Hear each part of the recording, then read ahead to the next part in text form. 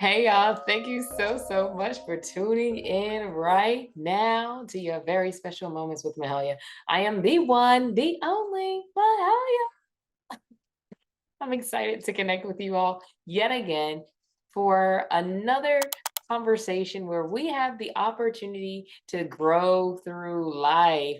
Last conversation that we had the opportunity to talk with my homie, Aaron B. That's right. We talked about being financially prepared and ready for our next. And we talked through strategy, really, of how do we allow ourselves to be more financially suited and booted to withstand the journey that's before us with accomplishing the different goals. Aaron talked to us a little bit about money market savings.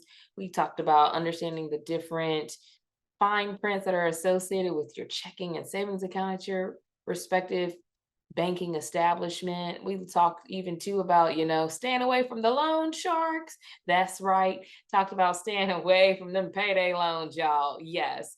But anyway, if you missed that conversation and you want to catch a nugget, feel free to click on the playlist of the Moments with Mahalia podcast or YouTube channel. Yeah, there we go. Our YouTube channel, and find one of our previous discussions, and you'll see where it is about being financially ready to withstand the journey. And that conversation was with Aaron B. from Pacific Western Bank. Yes. Great conversation. Still marinating on those nuggets.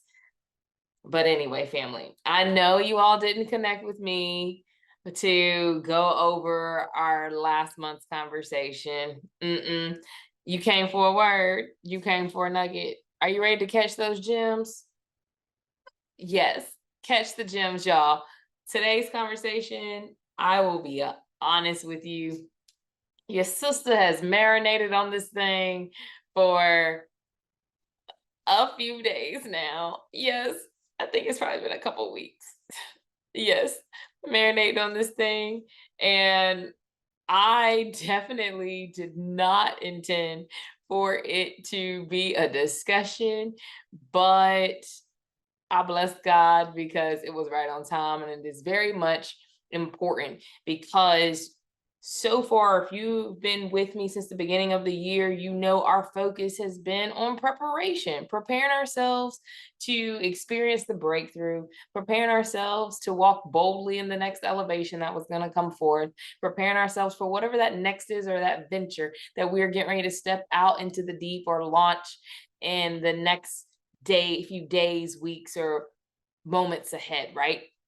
And so when this topic came to mind, I, one, was dealing with me.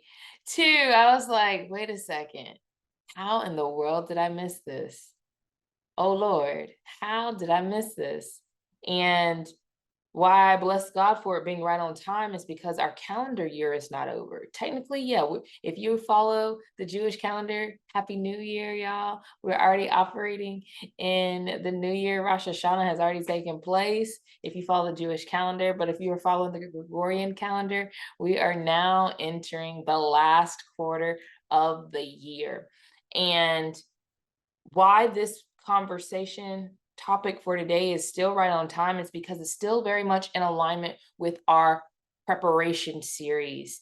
And we've already talked through how do we build ourselves and prepare ourselves financially? How do we prepare ourselves physically, nutritionally, mentally, spiritually to be able to be our best selves and to really be ready to walk in that door boldly, or step into that next thing boldly and more confidently. And while we have those gems and those tools added to our toolkit, right? This portion of our conversation is very much important because now that we have those things, we now have to really contemplate and ask ourselves and do some self-reflection on the, how can I say this? Do reflection on our overall readiness for what is to come.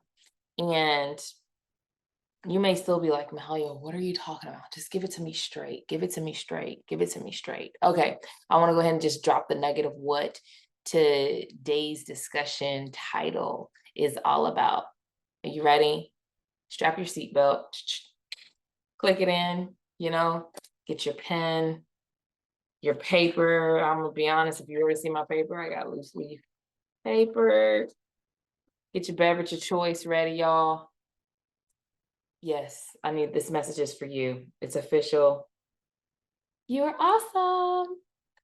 Get your snack. I don't have a snack, but go ahead and get yourself ready because our conversation is talking about dramatic pause, the art of letting go.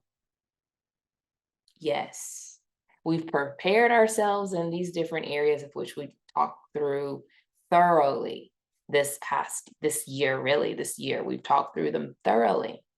And so now that we've built ourselves up, built our confidence up in these respective areas that we've already talked about, we now have to now do some serious reflection to ensure that what we take with us into this next is, I'm looking for a word here, Lord help me.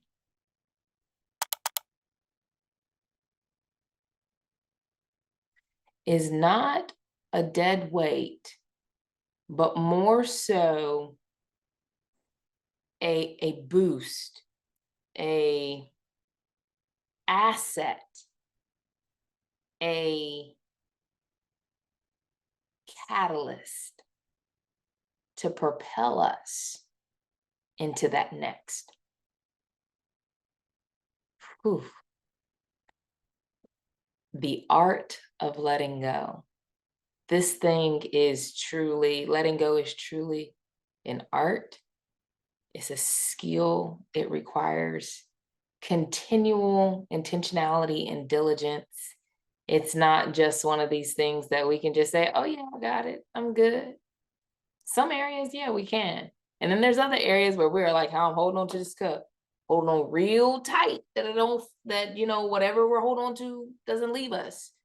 Sometimes we got to know, as my daddy says, we got to know when to hold and we got to know when to fold to sit it down. So the art of letting go. Let that marinate for a second. Get yourself ready. Are you ready to go on a journey with me to really unpack this thing and do some self-discovery and some self-reflection on this particular point as we get ready to maneuver through our conversation? While you marinate, I'm gonna go ahead and take a sip of my wonderful tea that I have, and I'm gonna tell you what it is. Give me a second.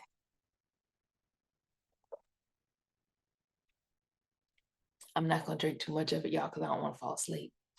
But the tea that I have, it's a relaxing nervine, has 2 relaxing nervine herbs in it, and it has chamomile and lavender. I did have a little bit of a stressful day, so I'm trying to relax some of my muscles and my nervous system, and also when it comes time to go to bed, I can go to sleep really well. But anyway, that's something. Very light, mild sedative. Chamomile is also, it can help both chamomile and lavender. By it being a relaxing nervine, it also is good with helping to promote sleep. But if you want to know more about herbs, your sister's into that. Yes. Feel free, DM me, drop a line below, email me anytime, info@momentswithmahalia.com, and we can connect and grow through life together.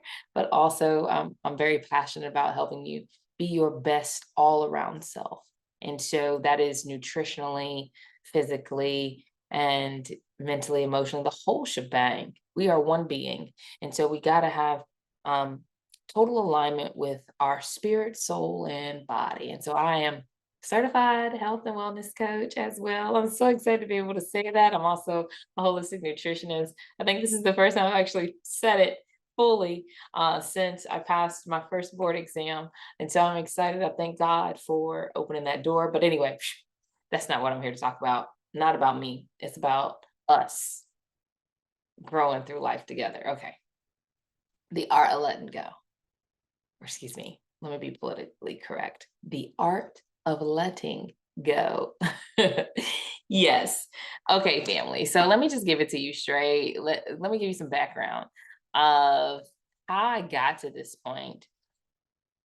I think it was a couple weeks ago. It hasn't been that long ago. I've been in a season of some really deep reflection, deep thought on many different topics, primarily concerning the life that I thought I would be operating in right now, on top of thinking of just things that I was holding on to as hope, then and reflecting on the hurts and the letdowns and all this, that, and the third. And I just was like, okay, Lord, what is it? I was like, Lord, I find myself in different spaces of my life, feeling like a hamster spinning my wheels, just going, going, going, going, going. And I was like, oh my goodness. And I was starting to get to a place where I was just my the complexity of my circumstance and the additional critical thinking and additional analysis that I was doing was creating a space of frustration for me. It was creating a lot of frustration that was basically self-induced to a certain degree, because I just kept finding myself getting back to a place where I was like, God, I don't understand. God, I don't understand. And it's interesting because sometimes God allows us to go through experiences and different circumstances where he does not give us the answer why. The only thing sometimes where he tells us is to trust me. And when you are in those spaces where you don't have the answer that you want to hear, or understanding according to what you say you should have understanding, you can quickly lose sight of the beauty of trusting God. And we can lose sight of living living in each moment, and seeing the beauty of what each day brings, because we kind of have what I would just say in this particular moment, a temper tantrum. We're not kicking and screaming, but we're like, God, because I haven't heard the answer, or an answer that I think you should give me, I'm not about to move. I'm going to stay here. We become defiant. And that type of response does not get us an answer. That kind of response, and that kind of, I want it my way, God. I need to hear from you this way. I need this, I need that, blah, blah, blah, blah. Being demanding does not move God. Trying to have control does not move God. And there are parts of us that have to continue to mature and be refined until we can get to the space where we say, okay, God, clearly, not my will, but your will be done. Not just let it be lip service, but to allow it to be actually fully imprinted upon our heart, to give us that peace where we're not just saying, okay, God, your will be done, and we roll our eyes, but we're like, you know what, Lord, I trust in you. And I'm believing of Jeremiah 29:11, which says, for you know the plans that you have for me, declares the Lord. Plans to prosper me and not to harm me, plans to give me hope in a future. And when we say that scripture, we're able to say it with a place of joy, a ounce in a space of peace, of gratitude. When we get to that place, and then we're like, okay, God, above all else, not my will, but your will be done. Just like Jesus said it, just like he said it, and he said it in a space of where he was battling amongst himself, but he got to a place of peace and was like, you know what, that total surrender, because your way is still greater and better than my own way and what I could even fathom or even want and desire. And so when I was going through that space of like, being frustrated, and I just was like, God, I need to hear from you. Meanwhile, God has been speaking, but he wasn't saying what I wanted him to say. I wanted him to say, you know what, Mahalia, this door is going to open the way that you want it to open. And totally still not that. And so I'm like, okay, I'm walking, I'm walking with my dog, and I like to walk and pay attention to what's happening in nature, the birds chirping, the fresh air, all of that is my thing, right? And I'm just like, Lord, a change has to take place. When I used to live in Texas, there was this sign that I would walk by, one of the churches that was in my walking route, and it said that if God won't calm, when God doesn't calm the storm, he'll calm you. And so while I was walking, I just was like, okay, God, this isn't going the way that I imagined. This isn't like how I thought, this and this. And I just was finally rattling off. And I was like, God, I'm tired. I'm tired of being frustrated. I'm this, I'm that, blah, blah, blah, blah. And I was like, you know what? Okay. Something has to break. Something has to change, right? And I said, but in order for something to change, what is the root or the weed or that element thing that is hindering my progression, my ability to experience the transformation? I was like, there is something. And I was like, because I cannot put my finger on it. I said, I'm frustrated and I'm going in a cycle. I've seen this space. I feel like I'm repeating certain things. What is it? What is the root? What is it, God? And still nothing right away, right? So this was on a Saturday. And so I was like, okay, whatever. Okay, Lord. Fast forward, I'm in my garden doing some work. I had to clean out my garden, y'all. I had to clean out the garden, and I was fighting because for a while I was trying to preserve some Swiss chard that I propagated from one of my neighbor's garden and propagated it into a pot. And the Swiss chard had aphids. Y'all, I spent weeks trying to cater to this Swiss chard. I introduced it into my garden. The aphids started to spread. I even made these contraptions to try to keep things at bay. I bought ladybugs. Y'all, this whole story is all getting to make sense, and I'm tying it all together. And I was like, what in the world? I was catering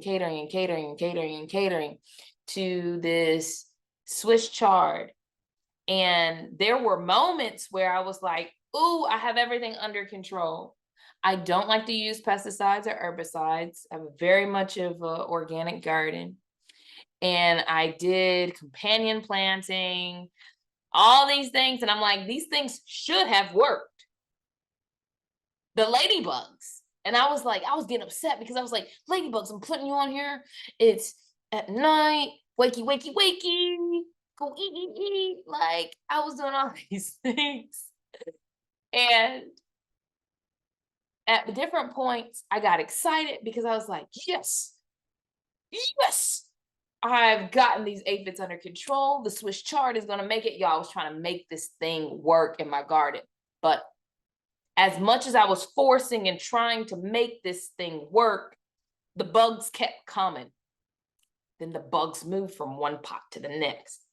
And then they got onto some of my other herbs, y'all. And I had to leave for work for a little while and came back, and my neighbor was doing me a solid, looking after the garden. Okay, cool.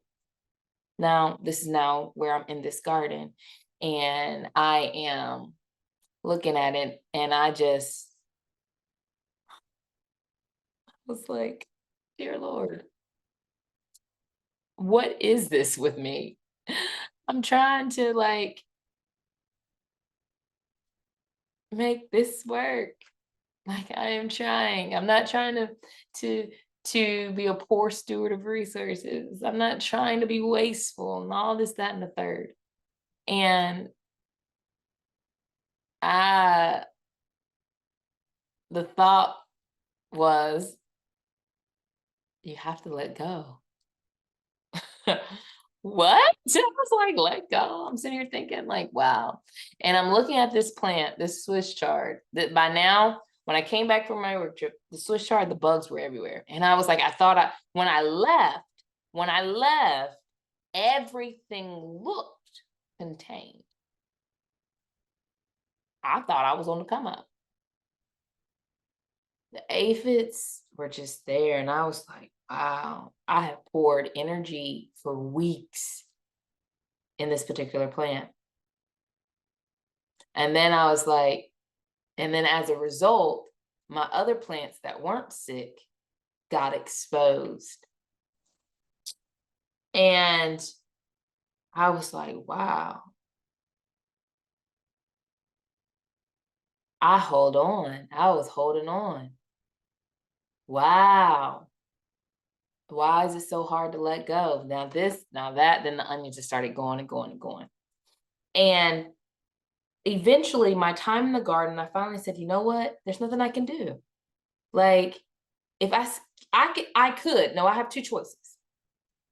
I can keep catering to this, try to revive this, and still deal with all these little aphids while my other plants are now sick. Or I could whack, whack, whack, whack, whack, take different things down, right? And start over again. The first one was very, very tempting because I had a lot of time invested. I had energy invested. I had resources invested, like all these things. I had mental, like energy invested. I was invested in trying to nurse this Swiss chard to life because at one point in time, this Swiss chard was growing. Even though I had aphids out galore, it was growing beautifully. And then I was like, oh my goodness, I was so invested, was holding on because I was so invested. The latter option was not desirable at first because I was like, oh my gosh, will anything grow? This is where the fear, the anxiety, the nervousness, and all that stuff was kicking in. And I was like, oh my gosh, then I have to cut all this down. Then I feel like I'm a failure. And then I like blah, blah, blah, blah. And in that moment, I said, Mahalia,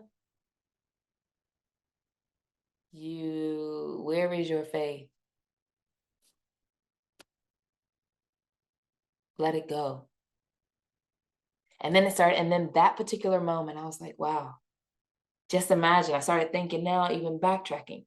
When I first noticed when I wasn't able to get the aphids on the Swiss chard contained, or not even contained, gone away, even with companion planting, using neem oil, like all the other things, I had onions growing and garlic, and they still weren't going away. I could have made the decision to uproot this vegetable that I brought from an external environment into my intermediate bubble. I could have let it go and planted the seeds because I have Swiss chard seeds. Could have planted seeds and let everything else in my garden grow. But no, I was trying to hold on. And so that took me to a place of even deeper thought of how many times in my life have I held on to things past their season and past their time? And as a result of holding on to it, what were the second and third order implications that it had into my life? Did it promote growth or did it stunt growth? Did it allow multiplication of an infestation to occur? Or did it allow more growth? And then as I started marinating on this thing, I said, my Lord, how many people find themselves in different spaces and places in their life right now where they are dead men or women walking, meaning they are physically present, but they are spiritually drained and dead and worn out, all because they decided to stay in a toxic relationship, toxic work environment, didn't have the courage to say something, reach out for help, or invest in their vision, or they just became so comfortable with the familiar. And I was like, wow, wow. Sometimes it's really not people, external things, or the man, or systems that cause us to not maximize our potential. Sometimes, unfortunately, I don't even like, unfortunately to say it, but sometimes we we keep ourselves in places of stagnation, places of being in a standstill, because we did not recognize, or we weren't willing to operate with the seasonal shift, the transition that was trying to occur in our lives. And there is a scripture that I want to share. It's Ecclesiastes 3. Yes. Ecclesiastes 3, verses 1. This is a little bit of scripture, y'all. We're going to have some scripture for today. 1 through 8. And I'm going to read it to you from the New King James Version. And this section is called Everything Has Its Time, which is the foundational scripture for this revelatory moment. And I'm just going to read it to you. And verse 1, starting at verse 1 of Ecclesiastes chapter 3, it says, "To everything there is a season, a time for every purpose under heaven, a time to be born and a time to die, a time to plant and a time to pluck what is planted, a time to kill and a time to heal, a time to break down and a time to build up, a time to weep and a time to laugh, a time to mourn and a time to dance, a time to cast away stones and a time to gather stones, a time to embrace and a time to refrain from embracing, a time to gain and a time to lose, a time to keep and a time to throw away, a time to tear and a time to sow, a time to keep silence and a time to speak, a time to love and a time to hate, a time of war and a time of peace." Everything has a season. Season shift. Think about it. We cannot enter fall unless summer is willing to say, my time is up. I yield the floor to fall.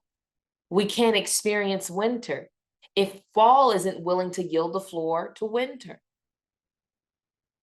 And it is a perpetual cycle. So just as much as the seasons change, as the months change, as the year changes, we have moments of transition in our lives. And we have to be willing to let go of certain people, let go of certain mentalities, let go of pieces of ourselves so that we free up the space to welcome a mature version of ourselves, welcome a new person into our life, welcome in resources into our business, the vision, whatever it is that we are building. But if we are not able to spring clean, if we aren't able to truly discern of the time of when something has to remain in our past, we then in turn bind our hands to that weight. We chain ourselves down to that weight that we were supposed to have let go of so that we can move on to the next.